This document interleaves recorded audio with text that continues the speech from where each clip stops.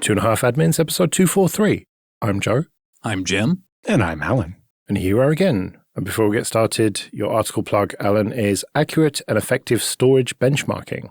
Yeah, and so this article, we cover how to align your benchmarks with your real-world usage, whether that's a database server or an analytics systems or a media editing workload or whatever, why you need to test under the worst-case scenario, and why that number is more useful to you than just the best-case scenario or just any one benchmark, how to verify the results and make sure that you're not getting weird side effects, and then how to ensure you get repeatable benchmarks, controlling the environment, A/B testing all your modifications, and ensuring just consistency when you're performing tests.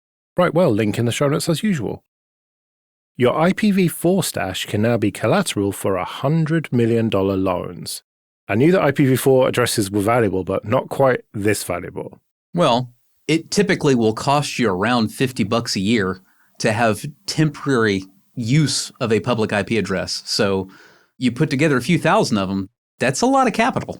Yeah, so this started with Cogent, which is one of the backbone transit providers, issuing notes, which are basically like a kind of bond that are basically secured by a block of IP addresses.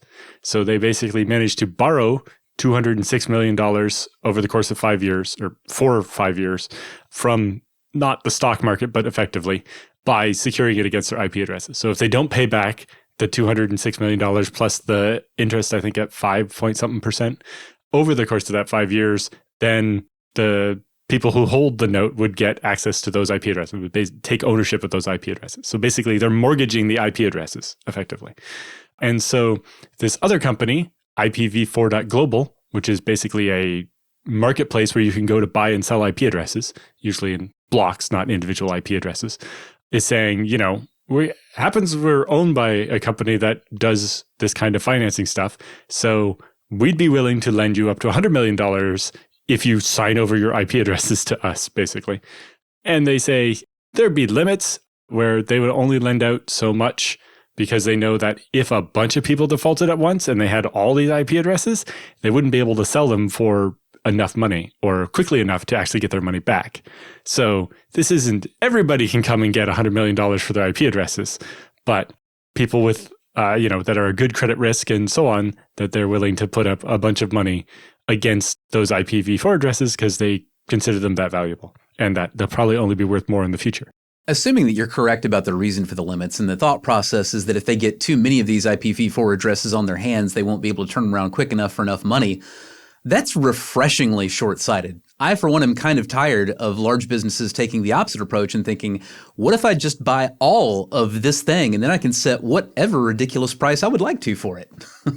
So it's kind of nice to think they would prefer not to own the entire global stock of available IPv4 addresses. Well, I think in this case, they just can't sell them quickly enough to get, to pay off their loan for hundreds of millions of dollars. And again, it's kind of refreshing to see a large business thinking in those terms rather than we have the capital, we'll acquire all the thing and then bend everybody over the barrel. The other interesting thing about that to me is it's pretty obvious that IPv4 addresses are very valuable. Like I said, it's usually going to cost you about $50 an IP address to rent one for a year. If you're, quote, buying, unquote, IPv4 addresses by the subnet, you can usually get a rate of around $30 an IP address, depending on how large of a subnet that you're buying.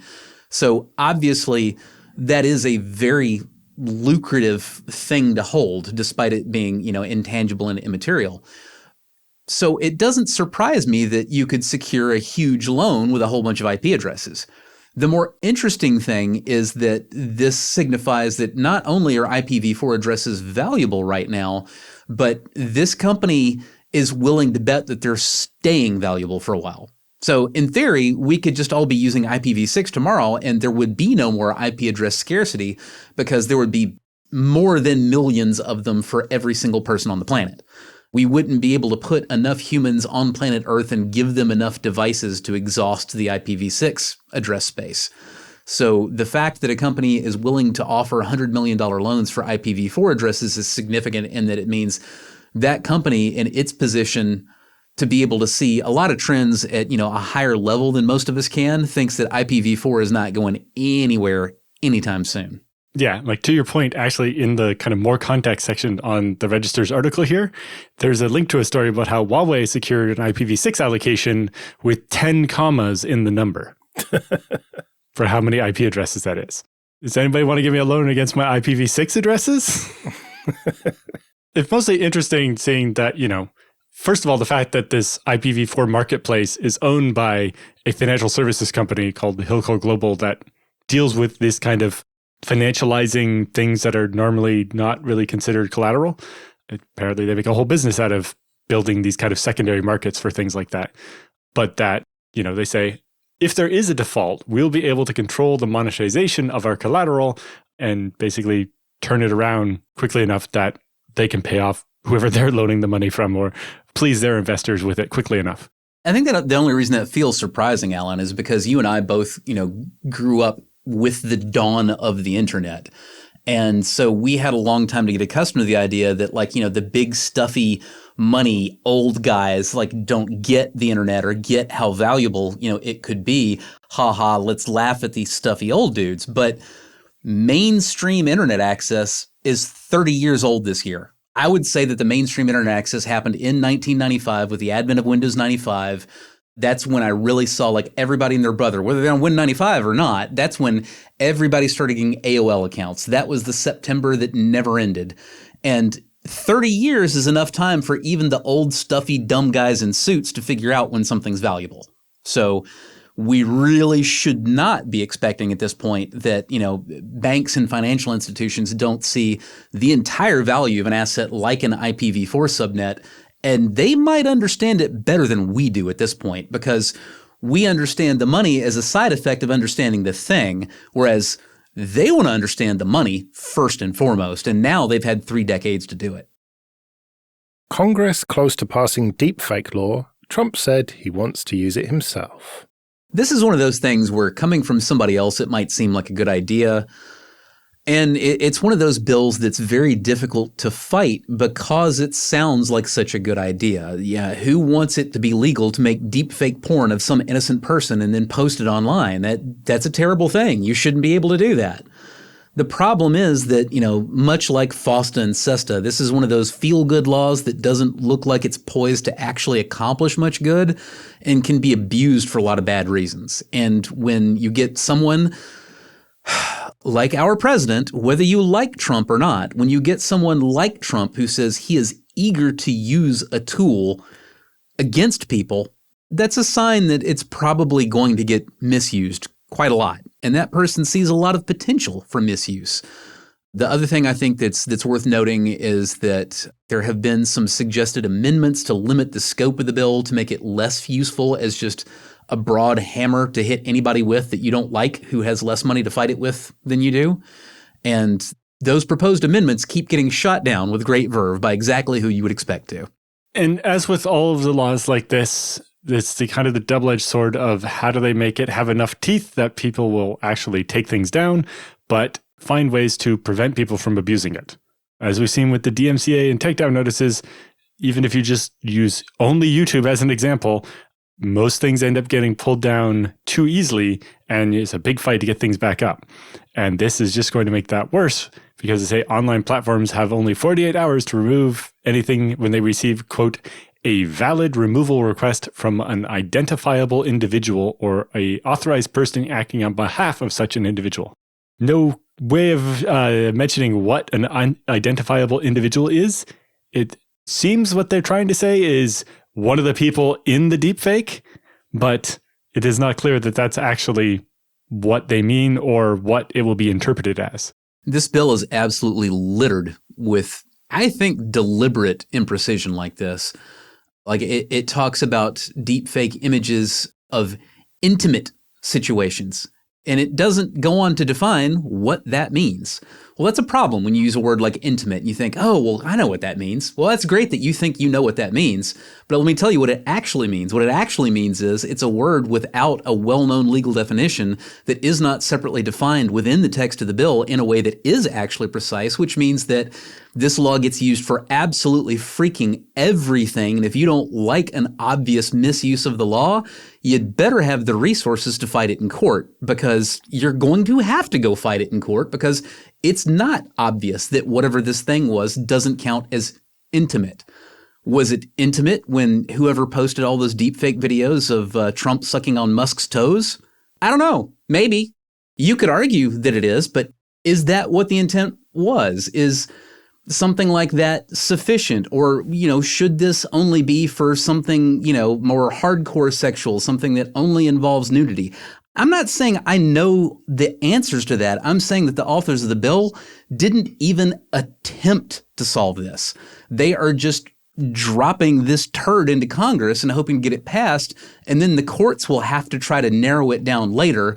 And, then you have this situation where even once the courts start narrowing it down, now instead of having a bill that you can read and you can see what it refers to and it's clearly defined, now you've got, years and years of case law and precedent you have to wade through. And you have to say, okay, well, when this judge said that judge interpreted it this way, that sets a precedent, and the courts are supposed to follow a precedent that's been set, but also they don't have to follow a precedent that's been set. And so is this precedent going to stick? Do I have to follow this one? Can I suggest we should set a different precedent now?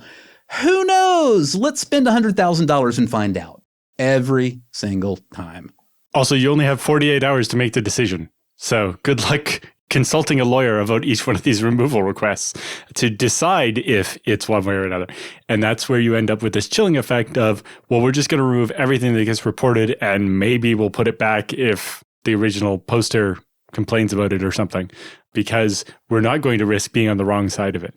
And even in the press where they're trying to trumpet this thing, they use terms like no man, woman, or child should be subject to the spread of explicit AI images. It's like, okay, explicit is maybe more exact than intimate, but it's also still lacks that specific definition, right? As is always the joke, porn isn't defined, but you'll know it when you see it. And it's like that doesn't help anybody on the site side decide what should and shouldn't be removed, let alone on the judicial side. And this imposition potentially goes both ways. I mean, so I brought up the example of the deepfake video that was strewn through, I forget which government building. It took them a while, and they had to go unplug stuff because all the TVs were showing this deep fake of Trump sucking Musk's toes. And you could argue that that's not intimate because there's no nudity, and you could argue that it's not a sexual act, although you could also argue, obviously, that it is a sexual act or it's intended to be interpreted that way. But it goes both ways. Let's say instead that it was a deep fake nude of somebody taking a shower, and they weren't doing anything sexual, they were just washing themselves. Is that intimate or is it not? What if it's not a shower? What if they're just walking down a hall and they're not clothed? Is that intimate? I don't know. Is it explicit? Don't know that either. In pornography, that would not be termed explicit because there's not an actual sexual act happening on camera. That would be referred to as softcore. So none of this stuff is defined, and in a court in the middle of a lawsuit is not the right place to define things like this. I knew this law was going to be bad when I saw the name and realized the reason it was such a tortured name is because they backronymed it, although backronym is not the right word because they didn't turn it into an acronym. But the short name for the law is the Take It Down Act. And so the actual name is, quote, Tools to Address Known Exploitation by Immobilizing Technological Deepfakes on Websites and Networks Act. I did a lot of that kind of thing in 4th, 5th, and 6th grade. I thought it was real clever. So much open source and network protocol stuff is the same kind of idea, but that one is just extra tortured. And I don't know. The government probably employs a couple of people who just come up with names for acts like this, and they're awfully damn good at it. But it's just oh my God. I don't know. Ted Cruz might have come up with that one himself. That was the second signal that this law was probably not very good. Okay, this episode is sponsored by people who support us with PayPal and Patreon. Go to 2.5admins.com/support for details of how you can support us too. Patreon supporters have the option to listen to episodes without ads like this. And it's not just this show. There's Late Night Linux for news, discoveries, audience input, and misanthropy. Linux Matters for upbeat family-friendly adventures.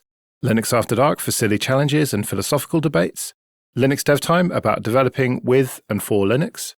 hybrid cloud show for everything public and private cloud, and ask the hosts for off-topic questions from you. You can even get some episodes a bit early. We've got a lot going on, and it's only possible because of the people who support us. So if you like what we do and can afford it, it would be great if you could support us too at 2.5admins.com/support. Microsoft is 50 years old. To mark the event, they had some AI bullshit conference thing. I don't really care about that, but it's quite the milestone, I think, for one of the huge tech giants to be 50 years old. It is, and I think Microsoft has probably managed it with less in the way of drastic reinvention of itself than IBM had by its 50-year milestone. Once you start talking about these companies that have been around for half a century, the field really narrows way down, and you start to be able to do some pretty interesting comparisons and contrasts. And again, I think Microsoft and IBM is one of the big ones because they are similar in a lot of ways, but they're also very, very different. Obviously, IBM started out in the hardware game and went through 2 or 3 different flavors of hardware before they got out of the hardware game and eventually wound up where they are now, which is consulting more than anything else. Microsoft, though, has stayed pretty true to its roots. I mean, it very much started out as a software development and, very quickly operating system development company. It's flirted with hardware over the years. It's flirted with a lot of things. It's added, gaming to its repertoire, mostly by acquiring studios, but nevertheless, it manages them. It's not just like a silent investor, but it's also still, the software and operating system vendor essentially in the same way that it was 50 years ago, just on a much, much larger scale and obviously with a lot more market share. I think they make quite a lot of money out of Xbox, don't they? I did say gaming, didn't I? Yeah, but like hardware specifically there. Like the hardware is a loss leader. Yep. Yeah. What they're doing there is the operating system and licensing for the games. Yeah. So again, no, not so much with the hardware company. They flirt with it, and when necessary, they'll build hardware to facilitate the sales of something.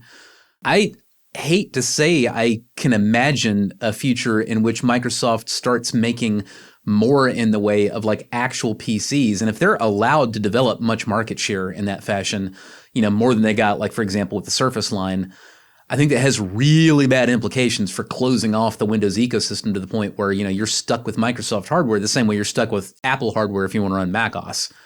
And I think that would suck. Yeah, I think that was only unthinkable in the past when third-party software was such a big deal. But nowadays, almost all third-party software is delivered via the web or something and isn't, how many people are paying for desktop apps you buy it on a CD mechanism. So in the past, becoming the hardware vendor and kind of locking it down a la Apple would have been against Microsoft's interest because a big part of their business was just the fact that Microsoft is where you got this big suite of all this third-party software.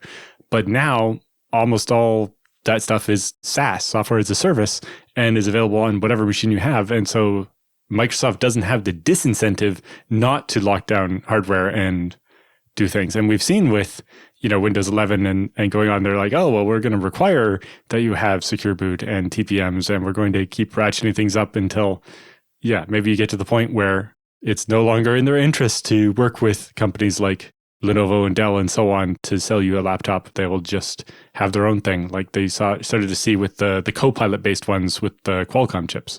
Mm-hmm. I don't think we're very far away from that at all either. And it's worth pointing out, you mentioned correctly, like, who's installing local apps anymore? Everybody's, delivering, software, in browser. And the flip side of that coin that you didn't mention is there's getting to be less and less point to running the native local apps, not simply because what's in the browser performs well enough, but because the operating system vendors are starting to restrict access to low-level resources and APIs and not grant it to third-party software developers at all. For example, macOS right now, if you want an iSCSI initiator on your macOS machine, tough shit. You can't have one because the API that you need in order to get kernel access to make a performant iSCSI initiator, Apple won't give you. You can't have it.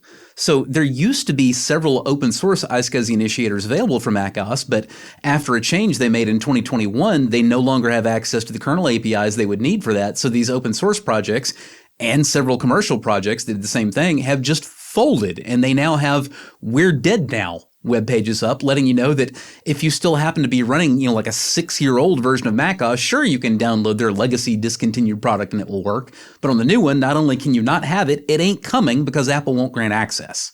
So it's not only that the browser is a convenient way to access software, versus locally installed software.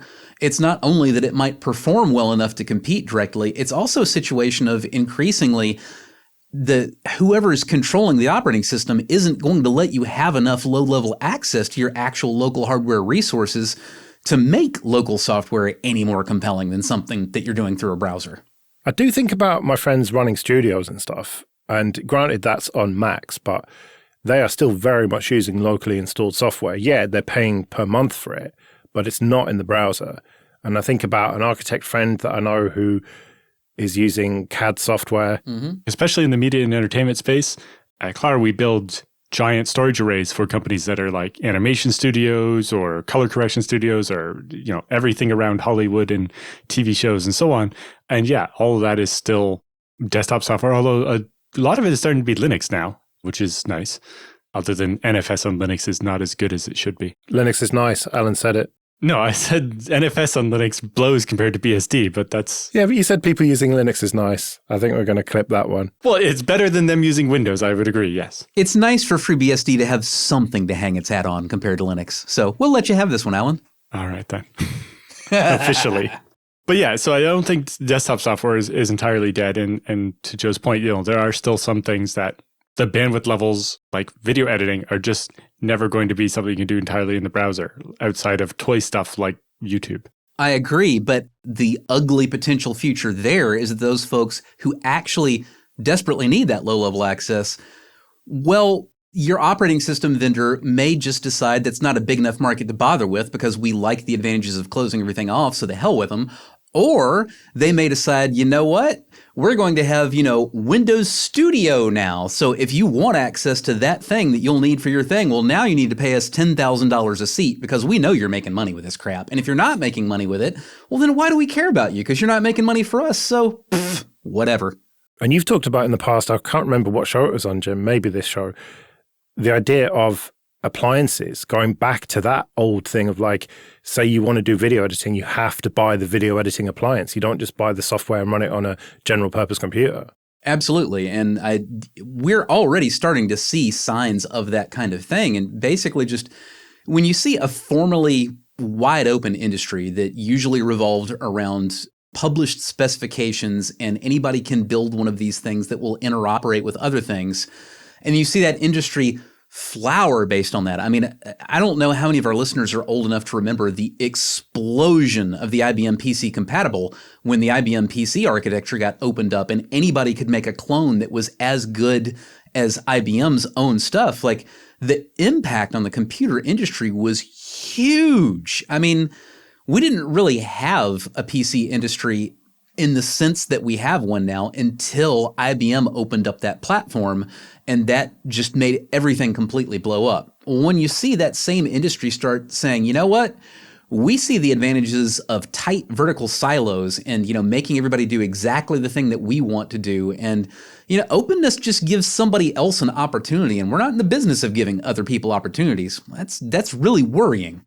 Because I've lived through those periods when that was the operating principle, and I didn't like it, and I don't want to go back. Well, and this is actually where my head was heading when we were discussing this is, we've seen Apple start doing their own chips, and Microsoft started flirting with Copilot and Qualcomm and ARM chips. If we get to the point where Microsoft also starts making their own chip, which they're already doing for their cloud servers, then pretty soon we end up with things more like a Chromebook than a laptop, where it is an appliance for running Microsoft OS and nothing else, right? It is just a terminal. Well, yeah, that's why we've got the Steam Deck and SteamOS, is because Valve were very worried that Microsoft would basically lock down the OS to the point where the only way to install software was through their official store. That didn't happen, and it hasn't happened yet, but they wouldn't have made the Steam Deck if they weren't worried about that. One might have argued that it didn't happen precisely because Valve proved you do not have a monopoly on gaming. If instead Valve had just thrown up its hands and been like, well, that's too hard. Gaming on Linux isn't going to sell. We could be looking at a very different situation right now. I don't think it's fair to just say that, oh, well, that didn't happen. So, Valve was wrong about that, but, whatever. Like, I don't think so. I think they were quite prescient, and I think they did the entire industry a huge solid by putting in all of that development and all of that investment into making certain that Linux was, in fact, a viable competitor as a gaming platform to Windows. Let's do some free consulting then. But first, just a quick thank you to everyone who supports us with PayPal and Patreon. We really do appreciate that. And if you want to send in your questions for Jim and Alan or your feedback, you can email show@2.5admins.com. Another perk of being a patron is you get to skip the queue, which is what Devon has done. They write, my question is regarding antivirus and malware scanning. Jim has spoken vaguely in the past about disliking ClamAV. I wanted to know why. Does he use any alternative tools for scanning for infections? I will often use a live Linux environment to have a safe space for looking for infections on a Windows disk or machine, search with ClamAV, and then feed detected malware into Joti. Additionally, I want to say both Jim and Alan have mentioned that Windows Defender is sufficient for Windows AV these days and is as good, if not better, than AV tools you get from a third party. However, would either of them recommend Defender for a small business? Or are there any centralized or IT-managed AV tools they'd recommend? Specifically in a non-virtualized environment where the possibility of VMs with snapshots and immediate rollbacks is not feasible. Devon is correct. I do not like ClamAV. Sometimes I've been vague, sometimes I've been less than vague about it, but here are the major reasons why. ClamAV is a massive resource hog, even more so than I would generally expect from an antivirus scanner, and the bar is pretty low. But more importantly, the thing that made me permanently done with ClamAV, I put up with it with the very low detection rate, which it's notorious for. I put up with the very high resource use, which it's also notorious for. But I was done with it forever when the developers, and now to be fair, this is more than a decade ago at this point, I had a really ugly day when I discovered at the end of the day that I had not been receiving email all day long. And the reason I had not been receiving email all day long is the developers of ClamAV decided to force everybody to upgrade their version of ClamAV by deliberately crafting an antivirus library definition file that would crash the current version. And so they crashed the daemon on my mail server, and I had my mail server configured not to accept new mail if virus scanning wasn't available. So I just didn't receive any more mail that day. And at the end of that day, I changed that configuration, and then I thought about it, and I just removed the ClamAV scanning entirely because in probably 8 years of running ClamAV side by side with Spam Assassin on my mail filters, I never, ever once saw a valid detection from ClamAV that Spam Assassin had not already said no to. Yeah, like I'm thinking now, I've never run ClamAV on my mail server, and I don't think I've ever got an executable as an attachment. ClamAV can certainly detect things that are not just executables. I mean, it's a signature-based scanner, and it'll find whatever people have uploaded signatures, for to its database. But again, the detection rate is abysmal. Out of valid detections, I would say Clam picked maybe one up for every 20 that Spam Assassin already got, despite Spam Assassin not even actually being an antivirus agent. I put up with it as like a belt and suspenders thing for a long time, but when it crashed that day and I started reading the news and discovered that it had very deliberately been crashed by the developers, I was just like, yeah, that is not something that I want on a system of mine. Like, if that's the thought process that the people developing this thing have, then it's cool for them to just deliberately force this daemon to crash as a way to get people's attention. I'm just like, no, I don't want any of your software on any of my systems. To the second point of Devon's question, yes, I think I would agree that both Jim and I have said that Windows Defender is sufficient for your Windows antivirus. It's going to be probably at least as good, if not slightly better, than anything you're going to pay money for. And why are you going to pay money for things? Especially looking at the antivirus industry, almost every antivirus you've heard of is now owned by one company who is just bilking the money out of people who are still paying for an antivirus because they don't realize that Windows Defender is already doing at least as good a job as those antiviruses are. If you really look into what makes up most antivirus software now, most of it is very outdated versions of open source tools like libmagic. And if you've ever looked at libmagic, looking at arbitrary files and trying to determine what type they are is a recipe for C memory management bugs. And so most of those virus scanners may actually be making you less safe rather than more. And so just Windows Defender is probably as much as is going to make a difference either way. Either the threat actor is going to be using something no one's ever seen before and no antivirus is going to help you, or it is something run-of-the-mill that is already going to be in the Windows Defender definitions. A lot of the ways that the third-party vendors try to differentiate themselves is they say that they've got these advanced heuristic algorithms that will detect malware that they don't actually have signatures for yet. And it's not entirely lies. They do build advanced heuristics into those things. The problem is they suck. You can be advanced and not be good at what you do. And in my experience, those heuristics eat a huge amount of additional processing cycles, generate a lot more false positives, and don't really catch anything legitimately that Defender would not have gotten. As far as, following up the rest of the question, like what I recommend Defender for a small business, absolutely. It's what I use in the vast majority of my business clients. Love it. Now, if you require centralized management, that's the one thing that the free version of Defender, isn't going to offer you. Now, I do question how useful that truly is in most circumstances, because you can require Defender to be on by group policy and Active Directory. And if you've required it to be on, it's going to get automatically updated whether the user likes it or not. It doesn't require any kind of user intervention. So I'm not real sure what you're getting out of AV-specific centralized management. But if it's something that you really, really want, well, then I would recommend that you look into Microsoft Defender for Business, which the basic version of that for up to 300 seats costs you $3 per user per month paid annually, which is still a lot less expensive than most third-party antivirus. Even the home user antivirus, let alone the centrally managed business-grade stuff. And if you've got more than 300 seats, or you want some, add-on features like 365 Copilot and, blah, blah, blah, blah, blah, well, then you can look at Microsoft 365 Business Premium, which is $22 per user per month paid annually and includes a lot more than just Defender. You actually get the Microsoft 365 stuff along with it. You want to look into that plan. Please don't think Jim told me everything I need to know about Microsoft 365 Business Premium and Defender. I have not. I've just told you it exists. And if you're interested in that, go look it up. Yeah, and if it's a case where, this business needs something beyond basically a desktop antivirus, you're probably not looking at antivirus so much as intrusion detection and network monitoring and so on, where you're looking at something more like CrowdStrike. Not necessarily recommending CrowdStrike in particular, but that genre of product. Right, well, we better get out of here then. Remember, show@2.5admins.com if you want to send any questions or feedback. You can find me at joelrest.com/mastodon. You can find me at mercenarysysadmin.com.